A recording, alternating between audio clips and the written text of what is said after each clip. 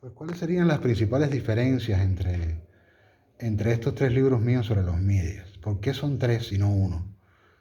Eh, las diferencias principales tienen que ver con la subjetividad y también tienen que ver con la posición del cuerpo en relación al ciberespacio y a las nuevas tecnologías como un fenómeno, digamos, más mediático, a efectos de una perspectiva que se recorta ante ello con un criterio a la vez sociológico y antropológico cultural, pero con un criterio también, digamos, que envuelve la sensorialidad del cuerpo a nivel fenomenológico y la subjetividad.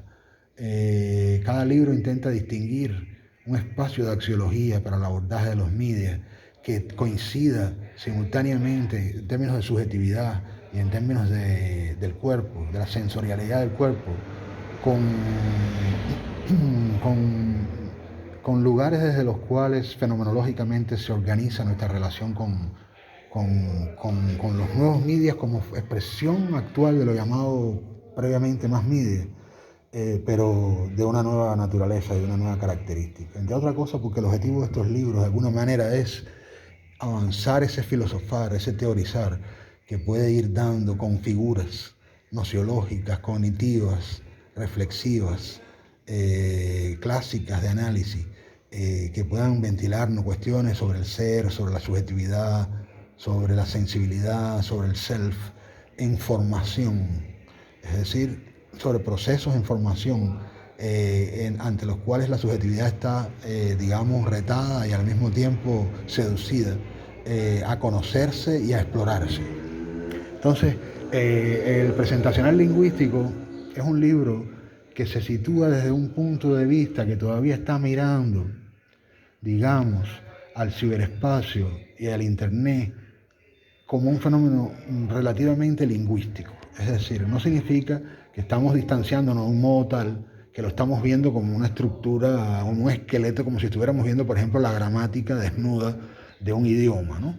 Como si estuviéramos vaciando la experiencia sensorial del media. No, estamos en interacción con el media, pero estamos reparando en el hecho de que en el media hay recursividad, de que en el media hay intratextualidad, de que en el media unos textos remiten a otros, unos clics conectan con unos espacios de mundos que son mundos textuales, los cuales a su vez mantienen una relación sobreordinada con otros espacios textuales que conducen a otras ideas de mundos. Es decir, nos estamos moviendo en el media, pero de una manera en la cual no estamos dejando de reparar, no estamos completamente entregados a una sensorialidad en la que se diluye la atención al fenómeno lingüístico, sino que estamos reparando en el hecho de que nos estamos moviendo entre textos que remiten unos a otros de un cierto modo. Y en este sentido, el primer capítulo, el presentacional lingüístico, que titula el libro, hace una analítica sobre los problemas de la recursividad, la tautología, la repetición y la metatextualidad en el ciberespacio. Hay que leerlo, es decir, es un ensayo que por un lado, digamos, discierne una problemática lingüístico-teórica y filosófica en torno a qué es la presentación en términos de lenguaje y en términos fenomenológicos, ¿no? Es decir, qué es lo que hace presencia, qué es lo que está presente y qué es lo que está presentado. Esta problemática es una problemática que se mueve entre problemas filosóficos clásicos sobre la presencia y la apariencia y problemas lingüísticos sobre lo que es presentar en el lenguaje a diferencia de lo que es representar. Es en torno a estas diatribas clásico-filosóficas y lingüístico-teóricas que este ensayo propone un filosofar, digamos, ¿no? Que a la vez es un teorizar. El media, que va como que abstrayendo esos distintos momentos a través de los cuales se va explicando la recursividad, la tautología, la repetitividad, la intrarreferencialidad y la metatextualidad. Por otro lado, el segundo capítulo de este libro, todos los capítulos que integran este libro mantienen una relación lógica entre sí a modo de ser como un recorte en la comprensión de los medios para la subjetividad y para la sensorialidad desde el punto de vista de una fenomenología que es a la vez sociología y a la vez antropología cultural. Eh, eh, esta, este segundo ensayo, digamos, es como que el que sitúa más al lector en el plano, digamos, de lo que para un lector podría ser su experiencia como usuario de las redes, ¿no? Y al mismo tiempo la manera como está situado, a diferencia del televidente, ¿no? que tenía una situación receptiva frente al media, la manera como él se siente situado entre otros en el ciberespacio. ¿Cuál es la diferencia entre el sentirse situado entre otros a nivel de la comunidad lingüística ideal, ¿no? Cuando éramos televidentes y cuando comenzamos a ser cibernautas? Un poco este ensayo analiza esa otra idea de interactividad que está planteada en el media, en estas nuevas formas del media, y un poco hace un desarrollo muy interesante sobre algunos problemas tradicionales que habían sido abordados en la sociología de la televisión, pero un poco como que va traduciendo los problemas de sociología de televisión a problemas de sociología del ciberespacio y correlacionándolo de una manera que no deja de atender la manera concreta en la cual el media nos sirve, es decir, nos ofrece servicios pues obviamente muy necesarios, ¿no? Y que están teniendo un impacto no solo en la subjetividad y en la sensibilidad, sino también en todo, en nuestra gestión de la vida, de la ciudad, en nuestra relación con los servicios, con nuestra relación con la información, ¿no? Sin embargo, no son suficientes estos dos primeros ensayos, que podríamos llamarle lógicos, ensayos lógicos, teóricos, filosóficos, sino que es necesario ampliar, abundar en otras figuras, tanto de la epistemología y la ontología como de la sensibilidad y la subjetividad, que viendo al media desde este recorte sociológico y antropológico cultural en que se sitúa este libro, el presentacional lingüístico, me parecieron requeridos y necesarios. Y fue así que yo salí un poco y fui llegando a ello también a la misma medida en que fui escribiendo el libro, fui hallando estas figuras fenomenológicas. Yo fui dando con el problema fenomenológico de la intangibilidad, en lo cual, por cierto, creo que fui el primero. Y luego he visto una cantidad de usos impresionantes de mi teoría, muchas veces sin citarme y sin mencionarme, porque yo hago aquí una especie de fenomenología de lo intangible y de lo intangible, de lo intangible y de lo tangible, en el análisis, en la relación entre el mercado y estética, imbricado también con la publicidad y los medios. Imprescindible. Y si yo llegué a esta comprensión que podría ser aplicada a un análisis de la relación entre estética y mercado afuera del ciberespacio, desde mi filosofar del ciberespacio fue que di con este problema de la intangibilidad, que luego entonces en antropología cultural algunas personas lo están utilizando considerando que es un problema que se aplica a cuestiones de axiología en general, al análisis, por ejemplo, de cuestiones relacionadas con cultura material e inmaterial, en el estudio del coleccionismo, en el estudio de las formas de las antigüedades y otros fenómenos en los que he visto la aplicación de esta fenomenología que yo desarrollé de lo intangible y de lo tangible en este ensayo. Pero que en este ensayo está, digamos, circunscrito a una fenomenología de la subjetividad y la sensibilidad en el ciberespacio. En tanto entran al ciberespacio, pues obviamente el libre mercado y la publicidad. La otra figura lógica que yo discuto en este ensayo se discierne ahora ya no tanto entre lo estético y el mercado, es decir, no se refiere tanto a un problema axiológico de valores, como se expresan estos en la subjetividad y en la sensorialidad, sino que se enfoca más bien en la dicotomía de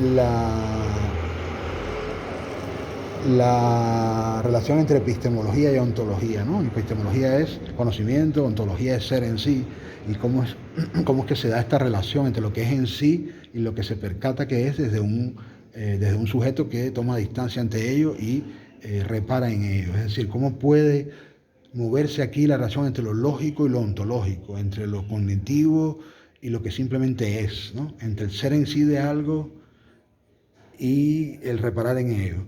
Pero más que eso, cómo se relacionan acá en esta lógica del ciberespacio los principios mismos, digamos, lo que nosotros entendemos como lo que está ocurriendo, como el acontecimiento, como lo que sucede, la idea del clic, la idea de irnos moviendo, de ir navegando, de irnos desplazando entre mundos, entre textos. ¿Qué es lo que ocurre aquí con la causación? ¿Qué es lo que ocurre aquí con la interconexión? ¿Qué es lo que ocurre aquí con nuestro sentido de la interactividad? Y aquí yo analicé la figura del intersticio. Hay que leer ese ensayo. Es un ensayo que analiza la intersticialidad desde el punto de vista lógico y que la aplica a problemas fenomenológicos de un filosofar el media, ¿no?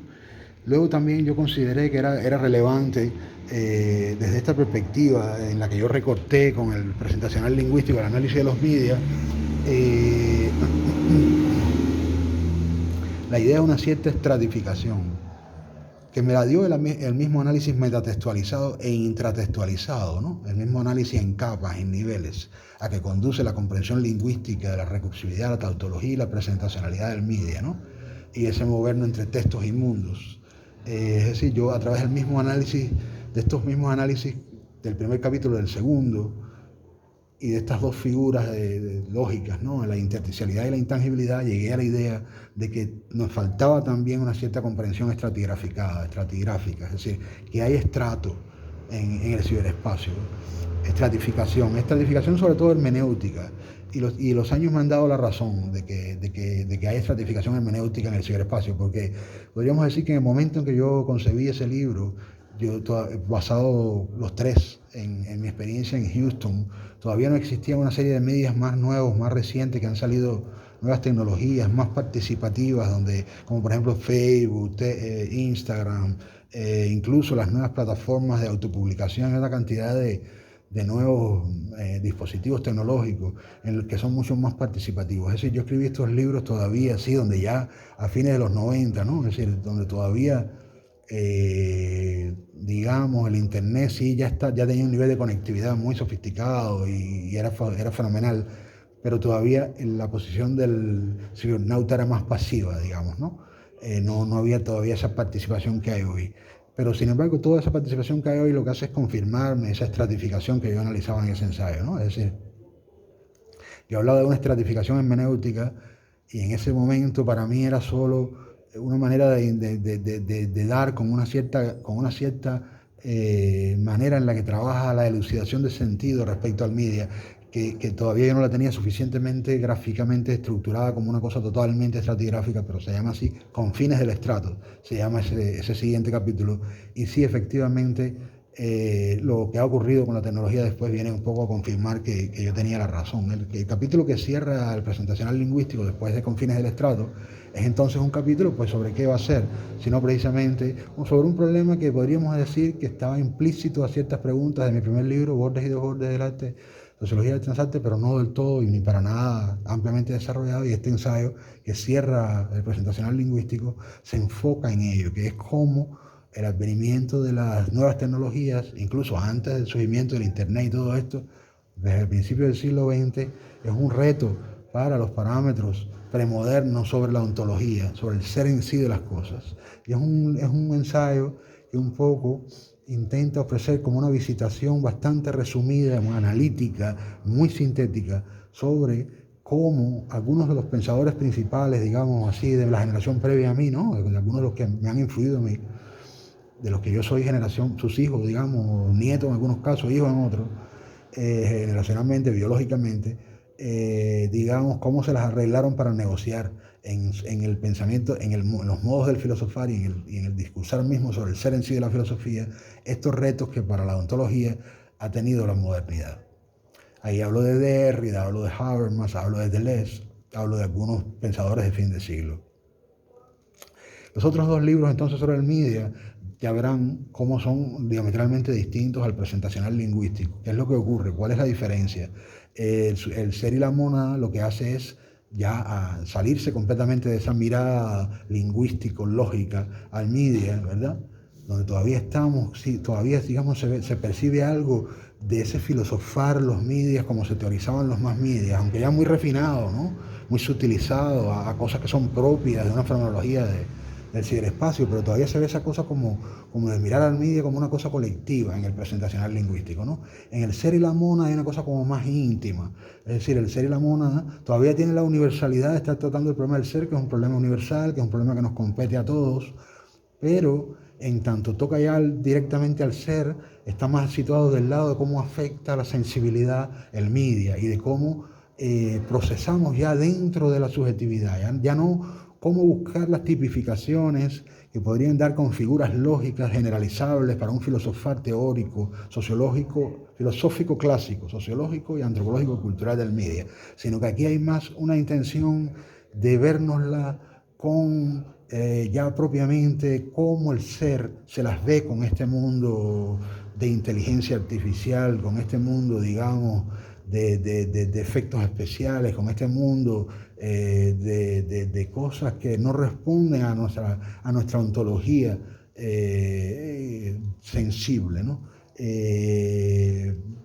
Yo mencionaba en mi primer libro la problemática de Heidegger sobre la hostilidad de la modernidad para el ser. Y un poco yo he querido con estos libros sobre los media, sin dejar de reconocer la importancia que tiene esta temática en sí, como Heidegger la apuntó, yo un poco he querido moverme desde un paradigma distinto, es decir, no un paradigma negativo hacia la modernidad, sino en todo caso un paradigma que busque hallar esos espacios de trabajo en el que debemos cambiar nuestros parámetros de subjetividad para adaptarnos a los medios por un lado y por otro lado generar figuras de conocimiento, ya que de la misma manera en que conociendo a la televisión pudimos conocer más nuestra cultura, de la misma manera va a ocurrir con el ciberespacio, es decir, en la medida en que nosotros seamos capaces de objetivarnos a nosotros mismos en la relación con el ciberespacio, pues más podremos también comprender la cultura, ¿no?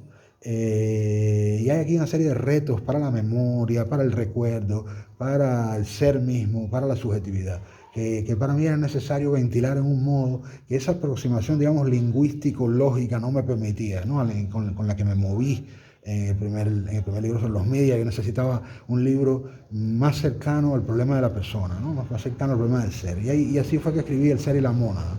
Es un libro que comienza con un ensayo titulado así, un capítulo titulado así, El ser y la mónada. Es un capítulo que hay que leer, es decir, aquí se trata del problema leibniziano, ¿no? de la mónada, que es esa relación entre lo uno y lo múltiple, ¿no? Entre ese ver el mundo desde una ventana monádica, ¿no? Que es desde donde lo vemos en nuestra interioridad, ¿no? Y cómo un poco entonces también el ciberespacio está organizado por ventanas, ¿no? Y cómo nosotros estamos todo el tiempo, nunca abandonamos ese mirar desde una interioridad.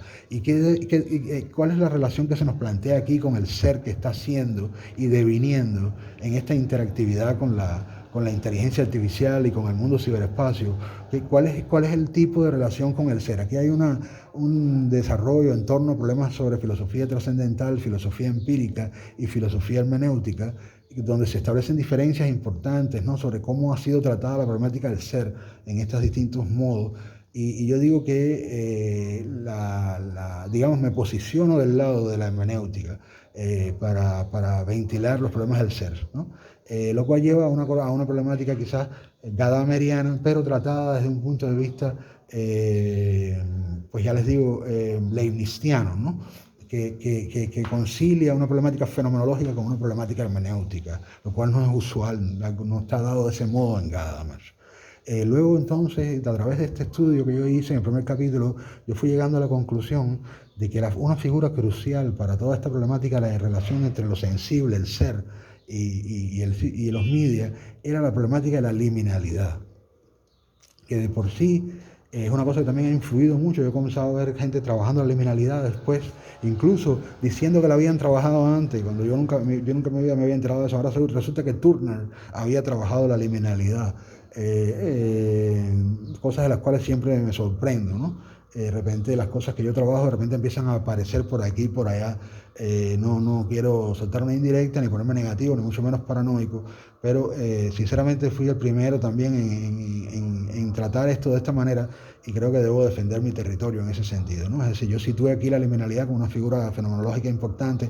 El segundo capítulo hace un análisis de lo liminal que hay que leer, es decir, es un análisis de fenomenología, de lo sensible y lo perceptivo, de lo legible y lo sensible y lo inteligible, que tiene que ser leído.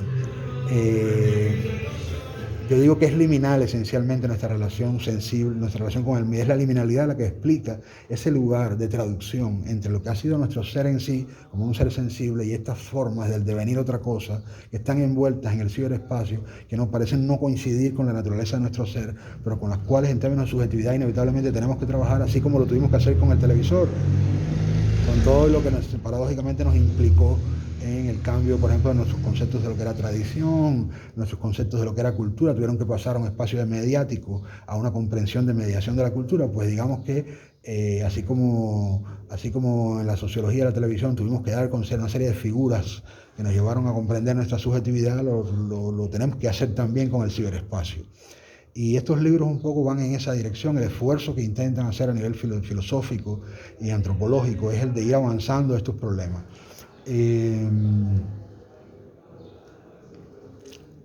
De manera que entonces, sin embargo, a mí ya los dos siguientes capítulos de este libro me llevan, digamos, como que a los dos problemas principales que con esta idea de la liminalidad y del ser y la mónada estoy enfrentando, que es ahora el mismo ciberespacio, pero no entendido de aquel modo lingüístico, sino ahora desde el punto de vista de que se trata de un fenómeno de inteligencia artificial, y por otro lado que se trata de un fenómeno de nomadización de la subjetividad, ¿no? Entonces aquí vienen dos capítulos, uno sobre la nomadización de la subjetividad, el otro sobre la inteligencia artificial. Y luego viene un capítulo que yo considero importante, porque yo planteo que aquí, que en esta manera de abordar el problema, continúa pendiente una problemática ideológica. Es decir, que no es otra que esta que viene desde Heidegger, hablando de la hostilidad, es decir, supuestamente la tecnología homogeneiza frente a la diversidad heterogénea del ser, ¿no? Y esa homogeneización es pérdida de identidad. Pero como definitivamente, independientemente de ello, tenemos que objetivar esas figuras de la subjetividad precisamente para trabajar su análisis.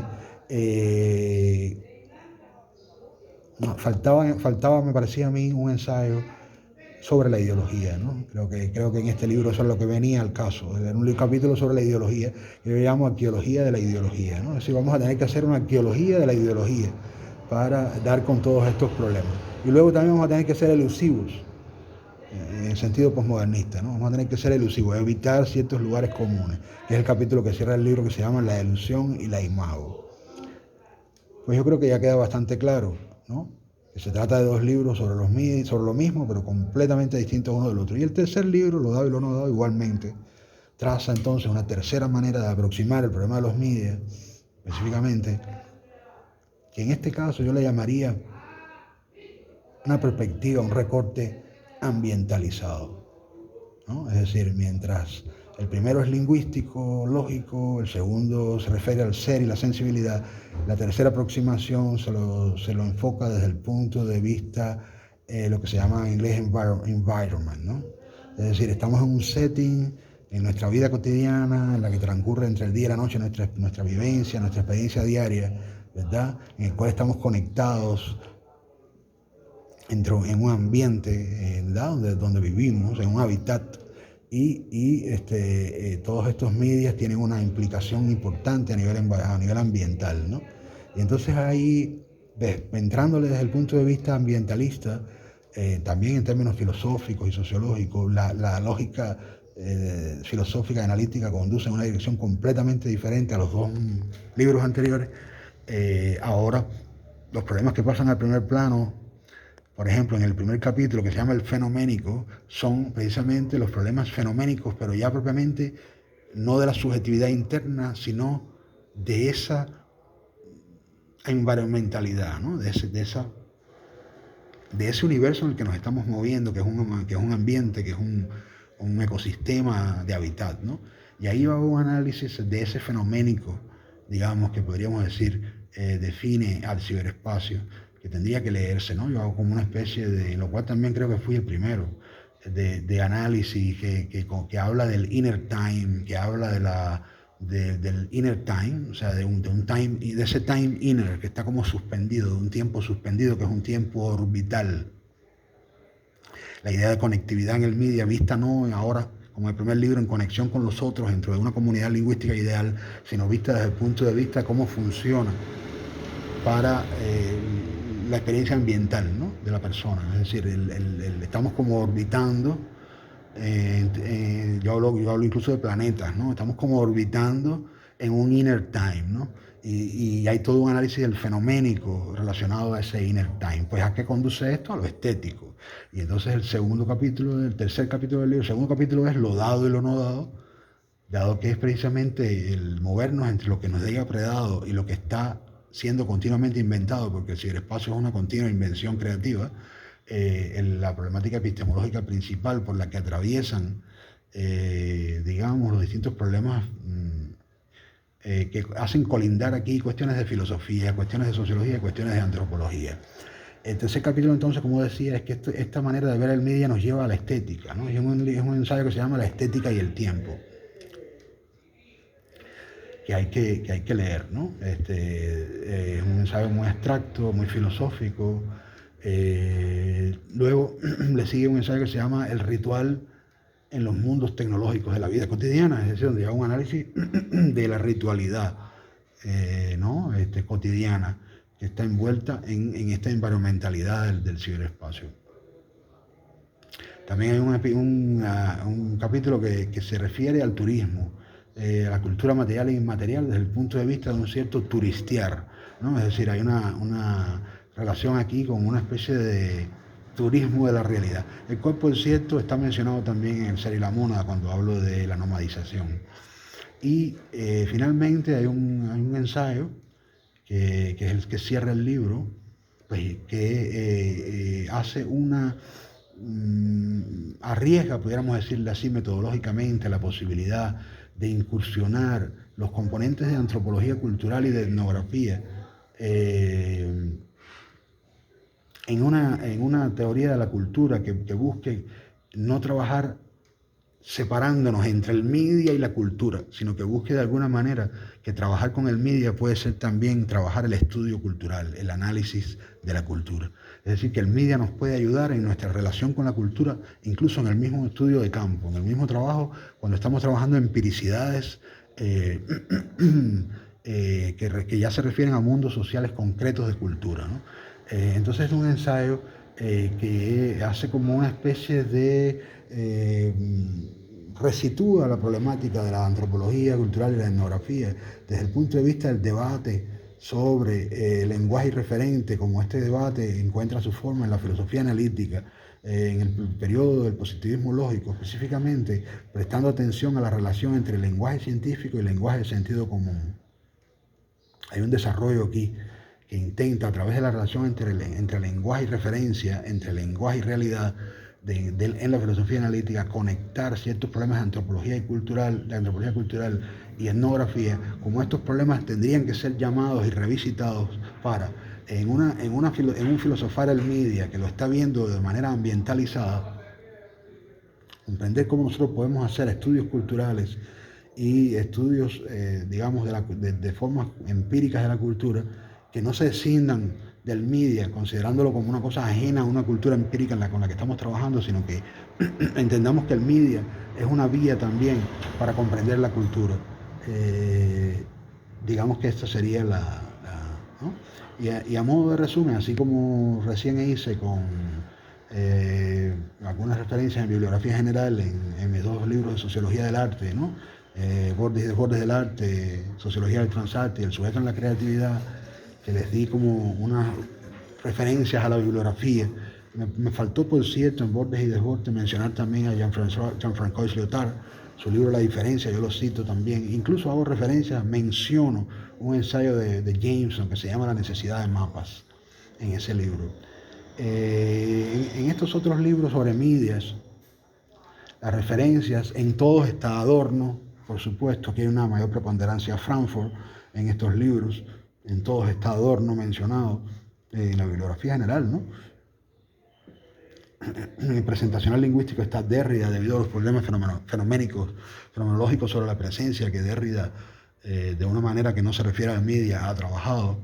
Jacques Derrida. Está también la referencia en bibliografía a un ensayo de Steven Tyler que se llama Lingüísticas Alternativas. Prolegómenos para una nueva lingüística, perdón. Prolegómenos para una próxima lingüística de Steven Tyler.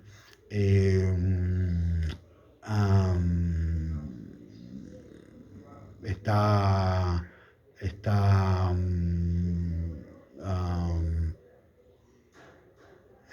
incluido en bibliografía esto lo podríamos verlo con más detalle más adelante, ¿no? En el Ser y la Mónada hay referencias a Deleuze, Gilles Deleuze, en la bibliografía general, a Leibniz, por supuesto, Leibniz y el barroco, este libro de Gilles Deleuze, a Deleuze, a Gadamer, por supuesto, en este libro. En lo dado y lo no dado hay referencias de nuevo a Deleuze también, a Kristeva, en lo dado y lo no dado, a Adorno de nuevo y a Es Steven Tyler de nuevo. Tendría que ir al detalle, pero creo que ha sido una buena sinopsis para aquellos que estén, digamos, interesados en la lectura de mis libros sobre los medias, ¿no? Hemos hablado entonces ya hasta este punto de mis 5 primeros libros. Lo próximo que viene van a ser 2 libros míos que son entre sí también un par necesario, que son El horizonte intramundano y El ser y la mónada. Y ya luego entonces entraríamos en los libros ya propiamente de trabajo de campo, de antropología más directamente, sociología cultural, sociología de la cultura y antropología, que ya son libros fascinantes, que nos llevan a una dimensión incluso mucho más empírica que los anteriores. Pero antes de entrar a ellos vamos a ver El horizonte intramundano y El ser y la mónada. En la medida en que vaya avanzando, iré dando más detalles sobre la bibliografía de mis libros sobre los medias.